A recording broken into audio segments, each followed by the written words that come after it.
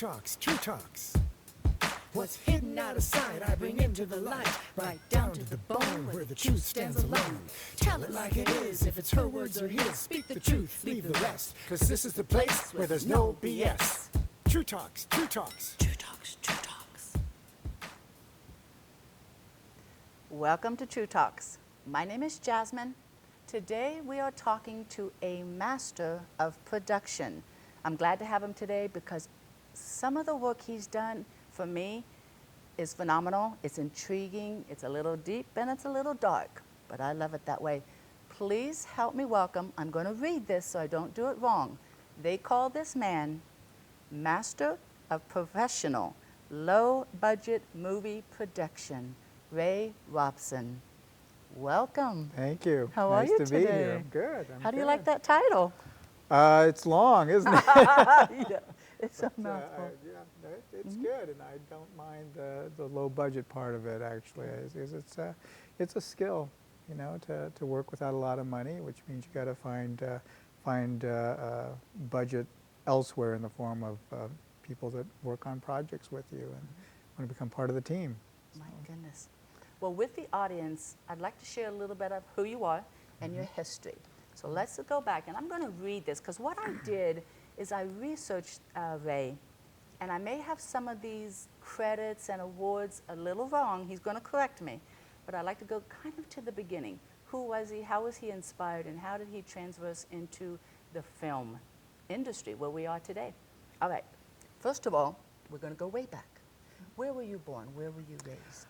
Aurora, Colorado, Fitzsimmons Army Hospital. Okay. Parents there in Air Force? Yeah, my dad was in the Air Force, and he met my mom in Japan. She's Japanese, she's now an American. And they moved to the country. My older brother was born in Japan, and then I was born in this country. And we moved around a lot, about every year almost. I think I attended 11 or 12 schools between 1st and 12th grade. Oh, so. My goodness. Now, did that resonate with you? Do you still move, or are you settled here? We have settled here. We've been in the Rogue Valley for 30 years now, which I remember hitting 3 years, I think, and going, oh, I don't think I've ever lived anywhere this long before. But it definitely became home. We love it here, and you know, I don't feel the need to keep moving. I enjoy the community, the people, everything has worked out so well. So it's nice to really have found home after so long. Yeah. Good. As a child, were you curious around cameras, TV, video? How did this, what you do today, how did this start with you? Well, you know, cameras, not so much. I mean, I had the older cameras and would do a little bit of photography, but actually, what I gravitated to was art and drawing and painting primarily. A lot of sketching, and I think that had to do with the fact that I did move so much, and therefore I didn't know a lot of people. I didn't have friends. You know, when you live in a community for a long time, you meet people and do things. So it was kind of, I guess I found myself in a world where I was doing a lot of drawing, because it was something I could do, I could always do and travel with. And so I think that's where I kind of fell on that, because I was continually moving. And then when it was time to decide what I wanted to do as a career or go to college, I did go into art school, and it was, you know, drawing and painting is what kind of brought me into it. And then someone I'd gone to high school with, my last year of high school, was going to the other state school, Montana State University, and said he was in the program there, which was called Film and Television Production. He was in the photography option. He said then there's a television option, and then there's a motion picture option. And as soon as he said that, I just went, wow, it never even occurred to me before. So it was definitely a light going on that that's what I wanted to do, that's what my medium should be. And so I finished out that term, switched schools, and enrolled in the film program at Montana State, and graduated there. And you know, it kind of slowly led to where I am today, but it's certainly been a long, not necessarily always easy journey, but certainly very happy with where I'm at right now. Now, when I was doing research on you, it also showed that you were in the TV and commercial production for 20 years. What kept you there so long? Well, a paycheck, I guess, for one thing, and really it was also that it was great learning ground for me, because you go to college and it's a good starting point for you to go through the program at any university, but then you go out in the real world and you're doing it every day, and I really was very fortunate in that after my wife got her degree, we moved to Great Falls, Montana, actually a little town right outside of Great Falls, and because she had a job there teaching. And so I applied at the TV stations, and there were only 2 in Great Falls, and I got a part-time weekend job running news camera for one of the stations, and then the other station had an opening for a full-time commercial producer, so they, the 2 production managers, of course, spoke, and he says, yeah, I got a guy here that's too qualified to be standing behind a camera on weekends only. So a month and a half after I started at the one station, the other station hired me away, and I was working full-time days, and really that's when I started getting into it and learning a lot, and the production manager, Don Ayers, was really my mentor at that point, and he certainly helped me take another step forward on learning production. It was good to be working in that industry, though I certainly had a love of film. And actually, stepping back a little bit, after I did get my degree, because the plan was to go to Hollywood, and break in there. Of course. And so I got in my car and I drove down to LA. I spent 48 hours, said I'm not living here, and I left. Really? Went back to Montana, and I think just that size of community fit me so much better. Wow. So there I was, not going to live where I thought I was going to live after going to college, and looking for the opportunities there. So where do I go from there? Because especially back in those days, and we are talking about the early 80s, job opportunities in this industry were not plentiful. So to get a job at a TV station was one of the few places where you actually be producing, directing, making film projects, actually. And so it worked out well, even though it wasn't exactly what I wanted to do. It kind of flowed from there. But we basically decided to leave Montana because the winters were pretty harsh, and ended up out here in the Rogue Valley, and it's been good. So. Being in TV and commercial, have you won any awards? I don't know. Okay. For commercial production, I don't know that I've won anything for commercial production. Okay. What about, the one thing I found interesting, it's kind of like you're back in your homeland. Here at RVTV, you won 2 CAT Awards. What was that series? What are the...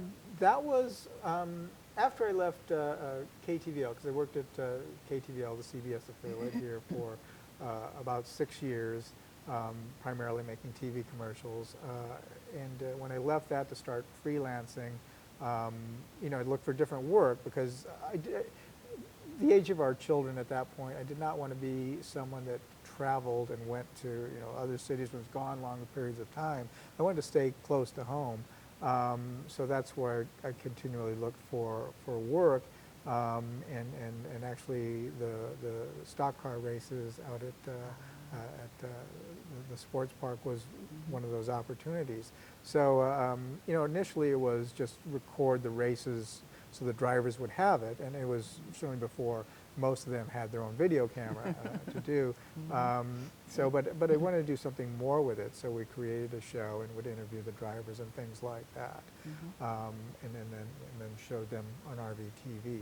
So I did that for, I think, probably at least 8 years. That was a part of what I would do, in addition to other projects locally that we'd work on. Some continue to do commercial production over those years as well, but when you're trying to make a living at this, you do whatever happens to come along. And that was one of those things that was an opportunity that I wanted to do a little bit more with than just record the races. So I created the show for several years. Creation begins. Yes, yeah. Share with us, if you will, what's the first film that you ever did? Um, it really has to be what ended up being titled Yesterday Once More, which was my film school freshman year. In film school, we did work on film, and this was a Super 8 millimeter project freshman year, and then you go to 16 millimeter sophomore year.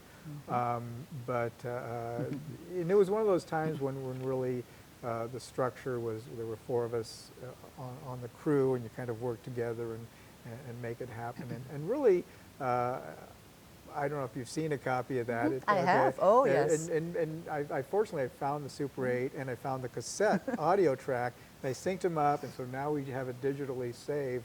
But it was the kind of thing where literally in my dorm room, and I remember this, we would go through the footage and splice it, and we'd clip it up with tape up on the closet wall, Like and try to get the sequence going. And that's how we put together tape splices off of Super 8 millimeter film, and then we create the soundtrack to go with that. And definitely very different back then.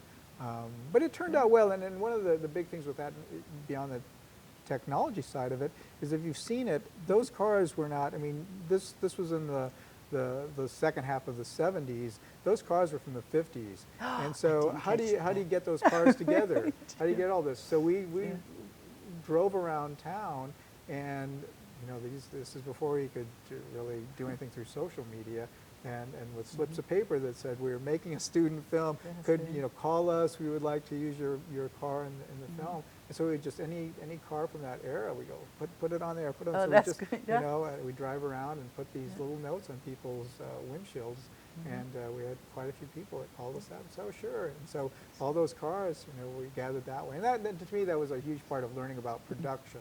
You know, you think about the camera, you think about editing, but production really is a tremendous part of gathering what you need to create that film, you know, once you have the idea. And I just remember all the effort we went into doing that, into getting the city of Bozeman to block off streets for us. When I think about the things we managed to accomplish, you know, it is kind of incredible that we had the nerve to go after all that and to find some of the locations and things like that.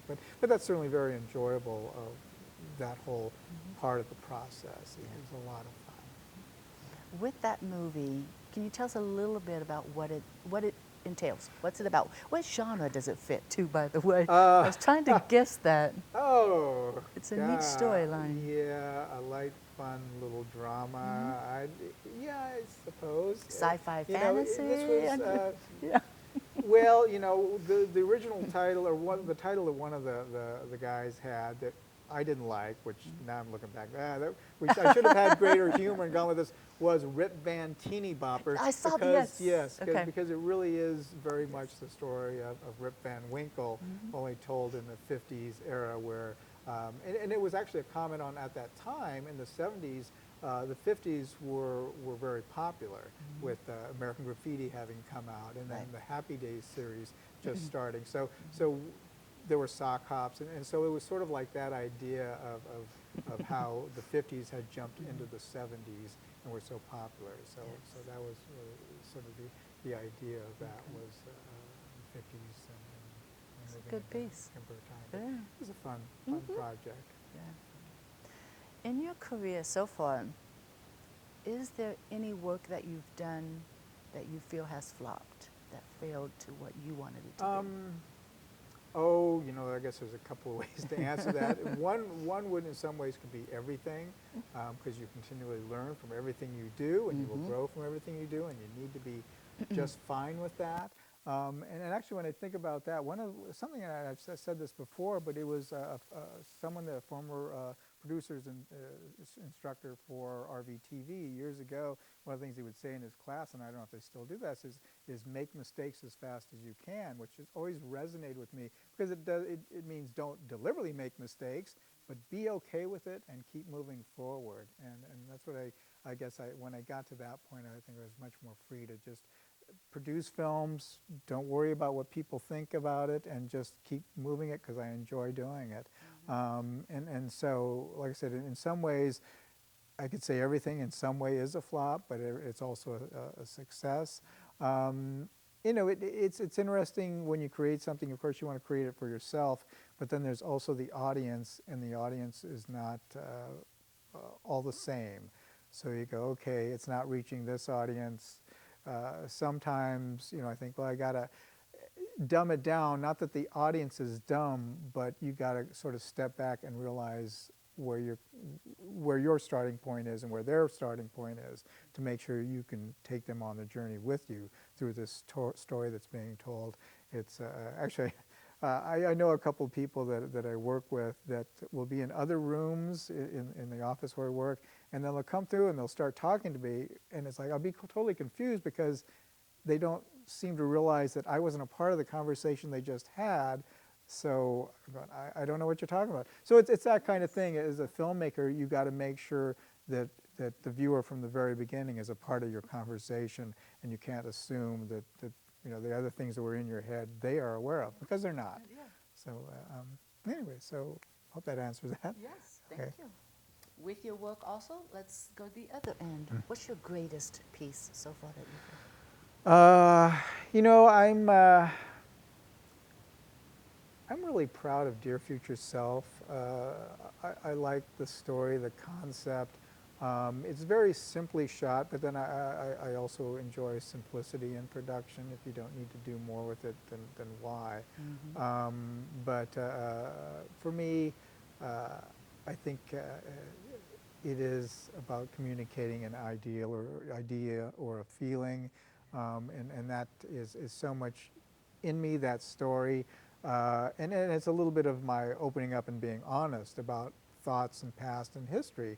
And it's been interesting because the way people view it, sometimes I don't feel is honest to themselves, especially those that are over 50 that see it and kind of forget what we were like back then. But basically it's about racial prejudice. Which still exists. Certainly the film isn't to say that it doesn't exist, but it's more of a people do change and grow through their lives and can be embarrassed about some things they've done in the past, and we just have to accept the fact that we did some things in the past that we can't be proud of, but that's what happened. Yeah, exactly. That continual growth that we all go through. So I'm proud of it for that reason. And really, I would have to say, for the most part, the short films I do are more me than the features. I was going to ask you, currently you're doing a lot of short pieces. Is that something that's really catching on in the industry?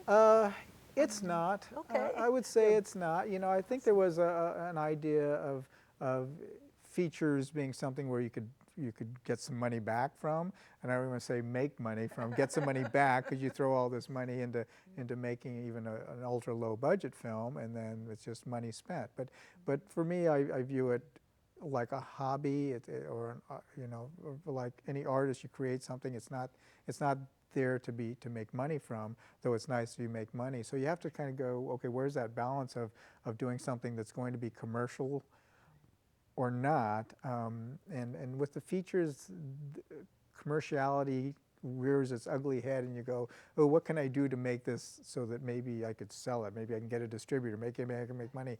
But when I do a short film, it's like, that is totally out the window. I know it's not going to make any money, so let's just do a good film that you think you feel has a good message. So in that way, I really enjoy those in a lot of ways more. Though I like the feature-length format, it's just you know, it's balancing the two. The shorts have been fun, and they're edgy, they're controversial. Can be, yeah. Okay. As I was looking at your career, and again, I'm going to read this so I get it correct. You've had quite a success. All right. These are the credits to Ray's name. Do you mind? No, it's All right. As a director, he has 13 credits. As a writer, he has 6. As a production manager, there are 5 credits.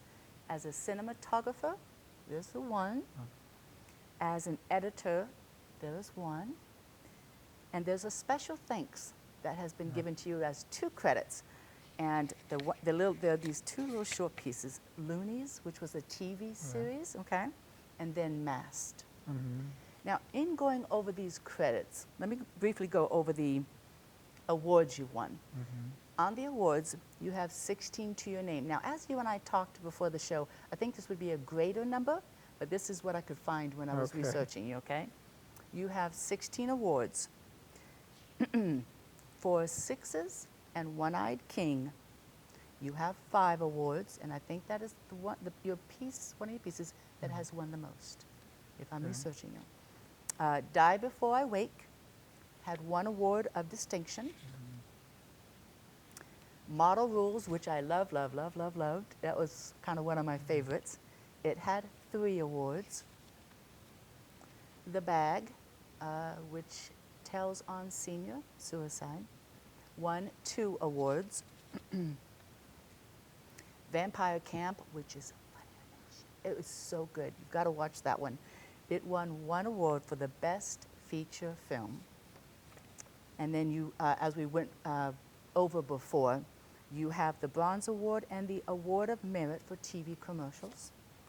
And then the 2 Cat Awards for your best series in sports. Wow. Wow. It sounds like you should be so much older.